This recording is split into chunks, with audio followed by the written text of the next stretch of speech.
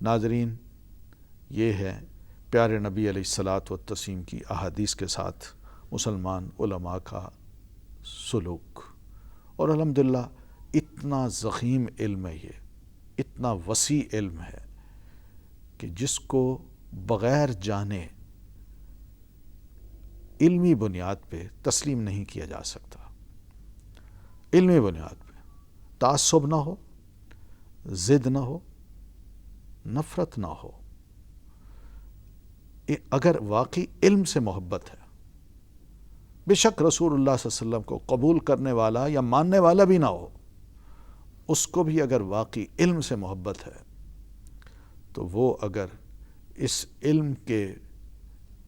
میدان میں جو ہی قدم رکھے گا تو اس کو یہ محسوس ہوگا کہ پہلا قدم ہی مجھ سے علم چاہتا ہے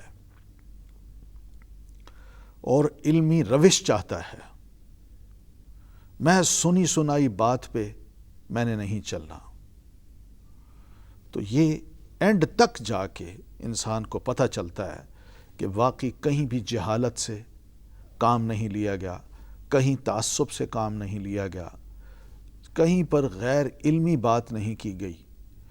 جو کچھ کہا گیا ہے دیانتداری سے کہا گیا ہے، ریسرچ اور تحقیق کے جتنے بھی اصول اور ضابطے ہو سکتے ہیں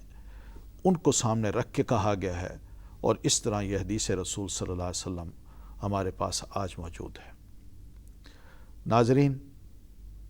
جب نبی علیہ الصلاۃ والتسلیم کے معاملے میں اس قدر محدثین کرام نے احتیاط برتی ہے اور ہر ایک کو موقع دیا ہے کہ آپ پرکھیں، اجازت ہے، کوئی نئی چیز لا سکتے ہیں تو آپ لائیں، اور اگر واقعی وہ ٹھیک ہے تو قبول کرنے کو ہم تیار ہیں۔ یعنی دماغ انہوں نے بند نہیں کیے، حتیٰ کہ محدثین کرام میں بھی کسی نے اگر کوئی غلطی کی ہے اور اس سے اگر کوئی بھول ہوئی ہے اور نادانی سے کوئی اس نے بات کر دی ہے تو اس پر بھی دیگر علماء نے کرٹیسائز کر کے ان کی اس بھول کو واضح کیا ہے اور ان کی نادانی کو درست کیا ہے۔ ناظرین، جب رسول اللہ صلی اللہ علیہ وسلم کی احادیث کے ساتھ یہ معاملہ تحقیق اور تفتیش کا آزادانہ استعمال کیا جا سکتا ہے، اور کوئی بھی علمی بات اگر اس میں پروف کی جاتی ہے اور سبھی اس کو قبول کرنے کے لیے تیار ہیں، تو ناظرین سوچئے، جب اللہ کے رسول صلی اللہ علیہ وسلم کی احادیث کے ساتھ یہ معاملہ ہوا ہے تو ہماری مسلم تاریخ کے بے شمار ایسے علماء ہیں، فقہاء ہیں، مجتہدین ہیں، انہوں نے بھی جو کچھ کہا، جو کچھ کیا، اس کو بھی علماء آج تک پرکھ رہے ہیں، اس کو بھی یہ پروف کرنے کی کوشش کر رہے ہیں کہ یہ فلاں فقیہ نے جو بات کہی ہے اس کی سند یہ ہے، فلاں فقیہ نے یہ جو استنباط کیا ہے اس نے فلاں کتاب میں لکھا ہے۔ جب تک کتابیں نہ ہوں، جب تک ایسے پروف نہ ہوں، مسلم علماء ایسی باتوں کو قبول کرنے کے پابند نہیں بنتے۔ جب رسول اللہ صلی اللہ علیہ وسلم کی احادیث کے معاملے میں بھی اس قدر احتیاط برتی گئی ہے تو علماء،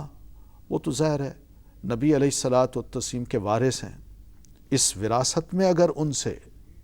کوئی ہلکی پھلکی کوئی غلطی ہو جاتی ہے، بھول ہو جاتی ہے،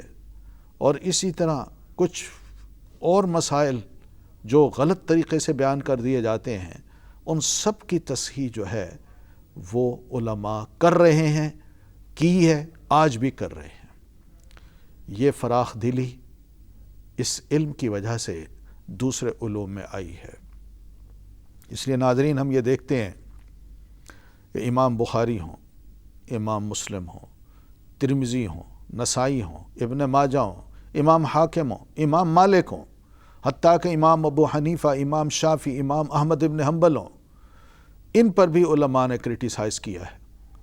اور ان کی جو صحیح باتیں تھیں وہ مانی ہیں، اور جس نے بھی اگر کہیں کوئی ضعیف حدیث کی بنیاد پہ کوئی بات کہی ہے تو دوسرے علماء نے صاف کہا ہے کہ ان کا یہ سورس بالکل ویک ہے اور یہ بات ان سے پروفڈ نہیں ہے، انہوں نے یہ بات کہاں کہی ہے، کہاں نہیں کہی اس کا کوئی پروف نہیں ملتا۔ ناظرین، یہ علم اس قدر وسعت کے باوجود بہت سے علماء کو راہ دکھا گیا، بہت سے لوگوں کو، ریسرچ سکالرز کو، اور آج کے دور کے بھی جو ریسرچ سکالر ہیں اور جو ریسرچ میتھڈالوجی کو اچھی طرح جاننا چاہتے ہیں، علماء یہی باتیں لکھ رہے ہیں کہ علوم الحدیث کی یہ باتیں اس قدر اہم ہیں کہ آج بھی کوئی ریسرچ سکالر کوئی بھی تحریر لکھنا چاہتا ہے، تھیسز لکھنا چاہتا ہے یونیورسٹی میں پی ایچ ڈی کا یا ماسٹر کا یا ایم فل کا، تو اس کے لیے بڑا ضروری ہے کہ وہ ان مراحل سے ان مراحل کی روشنی میں اپنی ریسرچ کا آغاز کرے اور انہی مراحل کی روشنی میں اپنی ریسرچ کو پیش کرے۔ ناظرین، یہ علم پیارے نبی علیہ الصلاۃ والتسلیم کا بڑی برکتیں رکھتا ہے۔ ان برکتوں کے بارے میں انشاءاللہ ہم آئندہ گفتگو کریں گے۔ اس وقت تک کے لیے اجازت۔ السلام علیکم ورحمۃ اللہ وبرکاتہ۔